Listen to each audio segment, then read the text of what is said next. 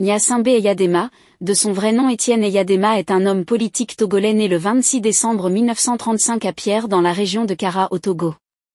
Il a joué un rôle majeur dans l'histoire politique du pays, occupe le poste de président du Togo pendant 38 ans. Eyadema a commencé sa carrière comme militaire, rejoignant l'armée coloniale française en 1953. En 1963, il participe à la création des Forces armées togolaises, FAT, et gravit rapidement les échelons pour devenir officier supérieur. En janvier 1967, Eyadema a renversé le premier président du Togo Sylvanus Olympio, lors d'un coup d'État militaire.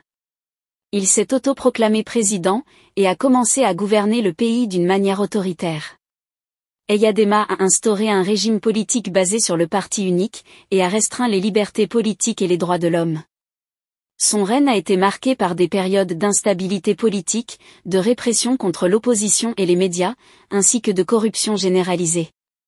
En 1991, Eyadema a été contraint d'adopter une constitution multipartie et d'organiser des élections présidentielles.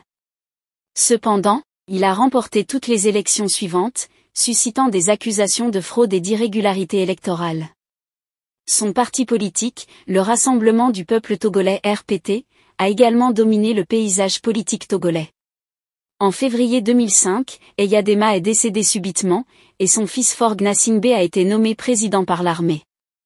Cela a déclenché une vague de protestations et de violence dans le pays, car beaucoup considéraient cette succession comme illégitime. Les années suivantes ont été marquées par des tensions politiques, des élections controversées et des manifestations populaires. Cependant, Faure Gnassingbé a réussi à se maintenir au pouvoir, et a été réélu président à plusieurs reprises, tout en maintenant un régime souvent critiqué pour ses violations des droits de l'homme et son manque de démocratie.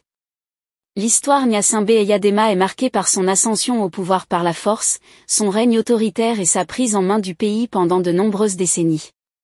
Sa famille et son parti politique ont joué un rôle dominant dans la politique togolaise, suscitant des critiques sur la démocratie et la gouvernance dans le pays.